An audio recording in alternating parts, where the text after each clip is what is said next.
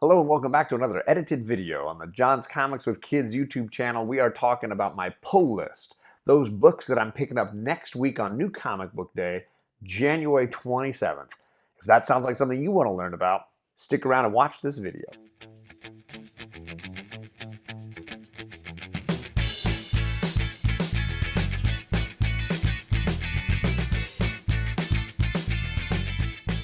This is another huge green light week. I have no yellow lights, no red lights, but a ton of things from Marvel, DC, and some indie publishers as well. So we're gonna dive right in and look at some of these Marvel books. I'm doing Daredevil 26. You know I'm all about this. This run has been great. Chip Zdarsky's doing a great job.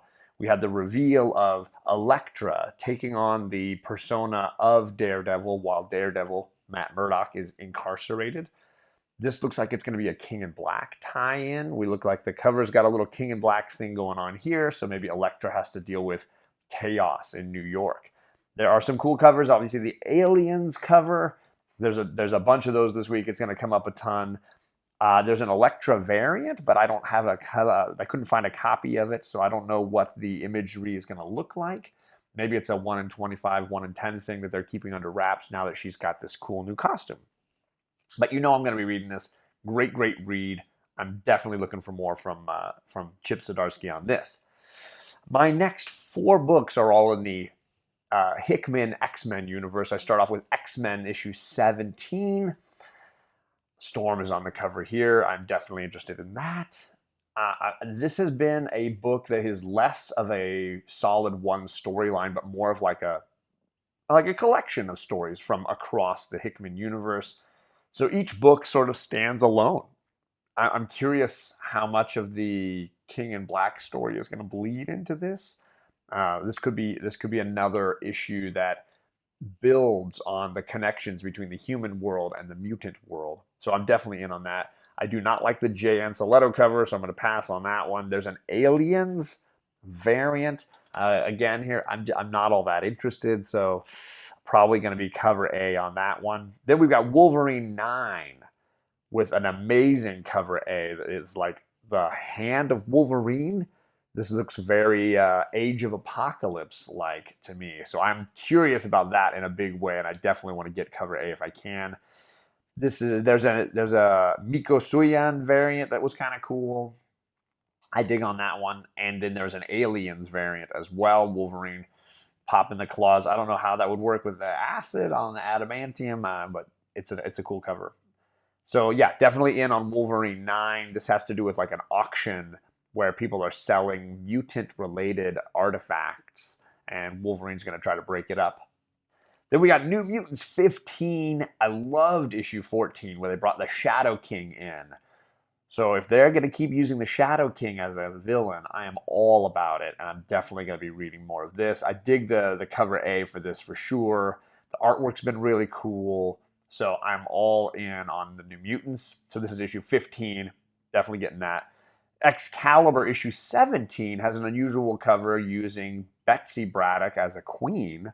Queen Elizabeth III, they're saying in the description. I have not enjoyed Excalibur as much, so I'm really just sort of test driving this book for a little while longer to see if it can sustain my interest. For now, it's on the green light list, but it could very easily fall off and be one of the X-Men titles I stop reading. And that wraps it up here at Marvel. Those are all my 5 guaranteed green lights at Marvel right now. Daredevil and the 4 Hickman books. Let's get over to DC and see what they got. Future State is rocking and rolling right now, and I got another Future State book that I'm picking up. This is Batman and Superman, issue 1, interior art by Ben Oliver. Heck yeah, I'm picking that up. I don't know how good it'll be. I don't know the writer as well as I know Ben Oliver's talent as an artist. So I'm going to be picking it up for the artwork and hopefully get a good story out of that as well. Batman vs. Superman, Future State, issue 1. I'm also going to be getting Batman Black and White, issue 2. This was one of the best Batman books I'd read in a while. Right up there with the Detective Comics I was reading. Maybe even better because the mixture of artists is really cool. Last time Trad Moore did a one sequence I thought was great. This time we got Asia doing one. We got Mitch Gerrards doing one. I want to see what these artists do with the Batman universe. So I am definitely interested in this Batman Black and White issue 2. The covers are all right, but nothing special. For me, it's the interior rotation of artists. That's what I'm all about on this. So I'm definitely getting that. Strange Adventures. Speaking of Mitch Gerard's Tom King, this has been a really great read. Interesting look at truth and lies. I've loved Mr. Terrific in here. He's been doing a great job. So issue 8 is dropping in this run. This is a 12-issue maxi series, and I'm going to get the whole run. So I'm following this one through to the end. So the 2 covers for issue 8, both looking really cool. I usually just pick and choose at the last second which one I'm going to grab. But yeah, Strange Adventures is definitely on my pull list, issue 8. And then the last DC book I'm getting is Last God, issue 12. This is just a great, great book. And I'm a little sad because I know this is the final issue in this chapter, in this story arc. I hope that they come back to it, but with the state of DC, right, what it is right now, and I know how many books they're cutting, this could be one that never comes back and sees the light of day again. It's a shame because Riccardo Federici's interior artwork is spectacular, absolutely amazing. I know the writer, Kennedy Johnson, I think is his last name, he's moving on to a lot of the Superman titles. I think he's just incredibly talented.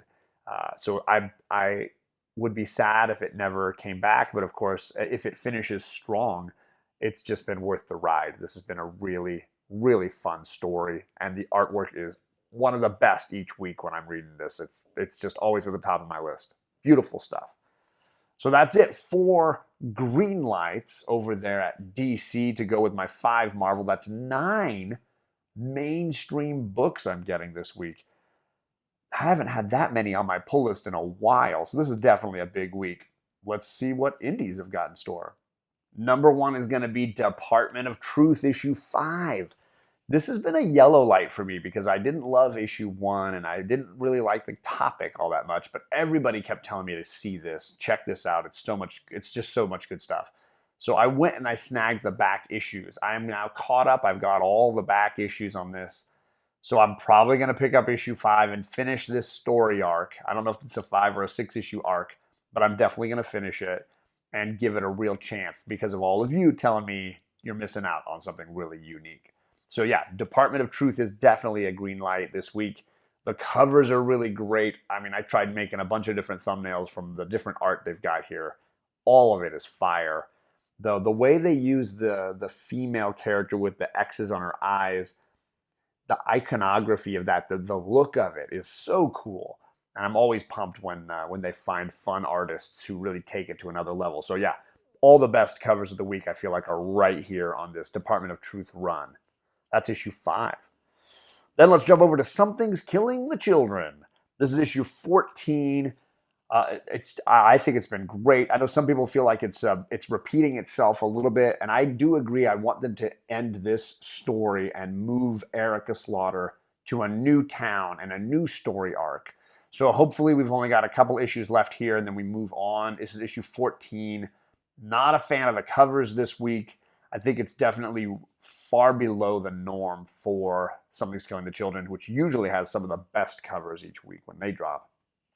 So for me, I'll probably just get the basic cover A for Something's Killing the Children and just keep hoping for the end of this arc to end really strong and set up moving Erica out to a new town and a new monster and just continuing to make this the Erica story that I think it should be.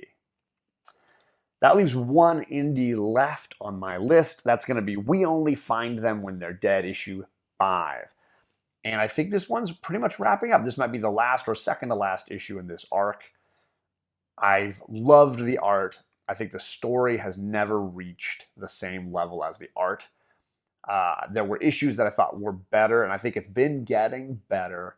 I'm finishing the story. If this arc doesn't finish strong, I'm just going to pass on the rest of it and feel like, hey, I got one good arc out of this. So that's where I am with this. I'm hoping that they just finish with a real pow, something that knocks me out and just blows me away. Let me know in the comments if you've been reading it, what you think of it, because for me, it's been art amazing. Story, yeah, there's a story there. Characters, I feel like I still don't know the identities and personalities of a lot of the characters. It seems very light on character. And I want a little more character from this book. And that is it, though. That is 12 books on my pull list, which is way above the normal for me. I'm definitely looking to trim the fat a little bit here, and probably a couple of Hickman books will drop away, and maybe a couple of indies that are wrapping up as well. Obviously, this week, Last God finishes out. So we'll see how much of these books continue on my pull list in future episodes. Remember, this is Tag Team Thursday. Hopefully you caught Rod the Rican's live stream, and then we're on to Old Wolf 65's bagging and boarding from his new comic book day for this week. Thanks everybody for coming by, and I hope to see you back here for next week's pull list.